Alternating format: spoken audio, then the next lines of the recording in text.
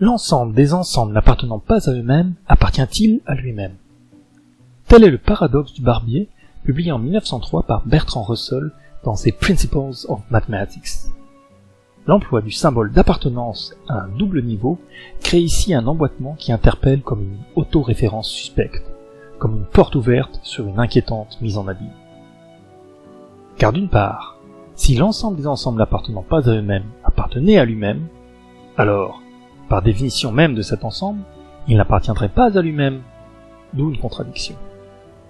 D'autre part, si l'ensemble des ensembles n'appartenant pas à eux-mêmes n'appartenait pas à lui-même, alors il vérifierait la propriété définissant cet ensemble, et il devrait donc appartenir à lui-même. De nouveau, une contradiction. Nous avons donc une contradiction dans tous les cas, d'où le paradoxe. Formellement, en notant B l'ensemble des ensembles n'appartenant pas à eux-mêmes, nous venons de dire que de l'assertion B appartient à B, on peut déduire l'assertion B n'appartient pas à B, et inversement. Un énoncé duquel l'incohérence est clairement apparente. À l'origine du paradoxe du barbier, Bertrand Russell est considéré comme l'un des pères de la logique contemporaine et l'un des philosophes les plus importants du XXe siècle. Originaire du pays de Galles, il a toute sa vie œuvré pour la paix et la liberté, et, pour la petite histoire, s'est aussi vu couronné par le prix Nobel de littérature en 1950. Pourquoi ce nom de paradoxe du barbier? Considérons une ville un peu singulière dans laquelle se trouve un barbier qui rase tous les hommes qui ne se rasent pas eux-mêmes, et seulement ceux-là. Dans cette analogie, l'ensemble A tient lieu de l'ensemble de tous les hommes de la ville, et le symbole d'appartenance correspond à l'action de se raser. La question devient alors, qui rase le barbier? Car d'une part, si le barbier se rasait lui-même, alors il contreviendrait à la règle stipulant que le barbier ne rase que les hommes qui ne se rasent pas eux-mêmes. Mais, d'un autre côté, si le barbier ne se rasait pas lui-même, alors il devrait faire partie des hommes rasés par le barbier, donc devrait se raser lui-même. Encore une contradiction. Nous venons de reproduire dans cette analogie le même raisonnement que précédemment, donnant lieu à une incohérence. Ce paradoxe du barbier soulève une question qui admet deux réponses opposées, toutes aussi invalides l'une que l'autre. Bertrand Russell est un homme en prise avec son temps, un moraliste aux idées progressistes, toujours ouvert sur le monde, excepté peut-être ce jour de 1920 où, alors qu'il est atteint d'une grave pneumonie lors d'une tournée en Asie, les journaux japonais annoncent à tort sa mort, à la suite de quoi il fait paraître le communiqué. Monsieur Bertrand Russell, décédé hier selon la presse japonaise, ne sera pas en mesure de lui donner d'interview aujourd'hui. La force du paradoxe du barbier est de n'utiliser que le seul symbole d'appartenance. Comment l'incohérence peut-elle naître d'un tel minimalisme? Ce paradoxe pose de façon cruciale la nécessité d'une formalisation de la théorie des ensembles qui sera la pierre fondatrice de toutes les mathématiques. La voie choisie par Russell passe par la théorie des types qu'il développe dans son Principia Mathematica en 1910, considéré comme son ouvrage majeur, écrit en collaboration avec Alfred Whitehead.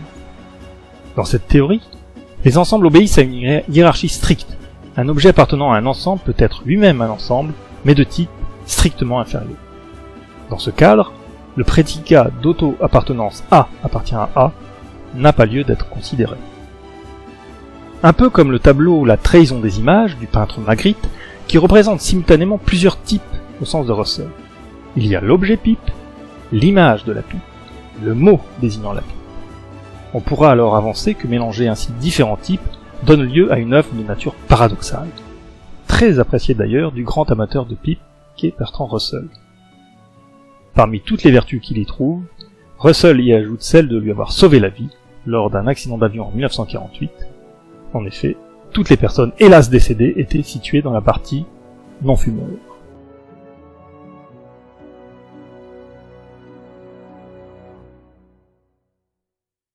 Malgré son succès en informatique un siècle plus tard, la théorie des types de Russell et Whitehead ne sera pas celle retenue pour fonder les mathématiques.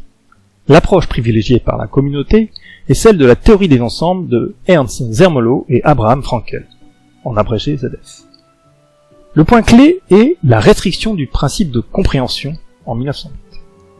En exploitant ce principe, il est alors possible de donner un sens aux autres axiomes, axiome de la paire, de la réunion, de l'ensemble des parties, etc. Le prédicat A n'appartient pas à A, ne définit alors plus un ensemble, mais ce qui est appelé une classe propre. Il se trouve donc des objets mathématiques abstraits, parfaitement définis par l'axiomatique, et qui ne sont pas des ensembles. Le pacifiste convaincu qu'est Bertrand Russell, qui a notamment co-signé le tribunal Sartre-Russell contre les crimes commis pendant la guerre du Vietnam, se voit adresser par le destin un clin d'œil pour le moins paradoxal lorsqu'il est condamné, à l'âge de 89 ans, à 1 semaine d'emprisonnement pour violation de la paix. Son crime ? Avoir pris part à une manifestation antinucléaire. Pour éviter la prison à l'honorable Lord Russell, le magistrat lui propose de s'engager à adopter une bonne conduite. Ce à quoi le logicien répond : adopter une bonne conduite ? Je regrette, cela m'est impossible. Que penser d'un juge privant de liberté tous ceux qui sont libres et seulement ceux-là ? Le juge est-il libre de rendre justice ? Que penser d'un CRS qui matraque toutes les personnes violentes ? Devrait-il se frapper lui-même ? Parmi toutes ces variations du paradoxe du barbier, je ne peux résister au plaisir de citer avec délice une des indémodables idées noires du cher Franquin. Que penser d'un bourreau punissant de mort tous les hommes ayant donné la mort ?